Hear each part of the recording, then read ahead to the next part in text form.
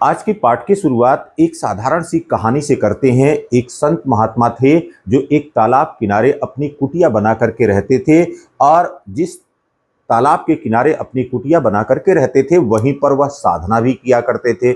जब वो वहाँ पर बैठ करके साधना करते थे तो वो खुद भी देखते थे और लोग देखते थे कि वहाँ पर जब बाबा जी बैठते हैं तो बाबा जी के बैठने पर उनका भी प्रतिबिंब, आसपास के जो पेड़ पौधे हैं, आकाश का, आसमान का प्रतिबिंब भी उस तालाब में स्पष्ट रूप से दिखाई देता है। एक जिज्ञासु बच्चा एक दिन बाबा जी से पूछता है कि बाबा जी बताइए कि ऐसा क्यों होता है कि जब आप बैठ करके साधना करते हैं या पेड़ पौधे जो आसपास लगे हुए हैं या जो आसमान है या आसमान में उड़ती हुई जो चिड़ियां हैं उनका प्रतिबिंब इस तालाब में शांत जल में कैसे दिखाई देता है। तो उन्होंने बताया कि यहाँ पर जो शांत जल तालाब का है उस तालाब के शांत जल में प्रकाश के परावर्तन की घटना होती है और प्रकाश के परावर्तन के पश्चात ही जो प्रकाश की किरण हमारे नेत्र में पहुंचती है, हमारे आंखों में पहुंचती है और आंखों पर पहुंच करके ये प्रतिबिंब बनाती है और मस्तिष्क उसको महसूस करता है। तब बच्चा ने कहा कि बाबा एक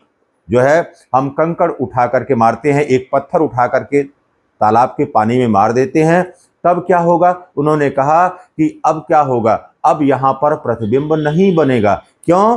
क्योंकि पानी में जैसे ही कंकड़ आप मारते हैं तो कंकड़ मारने पर तरंगे उत्पन्न होती हैं और वह तरंगे क्या करती हैं, जो समतल जल था उस समतल जल को असमतल कर दिया और यहाँ पर भी परावर्तन की घटना हो रही है। लेकिन जो परावर्तन की घटना हो रही है वह परावर्तन की घटना, वह प्रकाश की किरणें एक बार में हमारे नेत्रों पर पहुंच नहीं रही हैं, वह जो है अलग अलग समय पर पहुंच रही हैं। तो अलग अलग समय पर पहुंचने के कारण अब यहाँ पर हमको प्रतिबिंब स्पष्ट रूप से दिखाई नहीं देता है।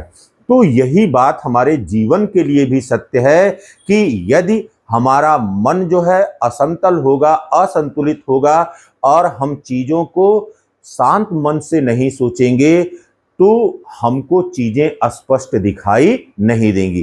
तो चीजें स्पष्ट दिखाई दें, इसके लिए क्या आवश्यक है? इसके लिए आवश्यक है कि मन हमारा शांत होना चाहिए। जब मन शांत होगा तब सही बात समझ में आएगी।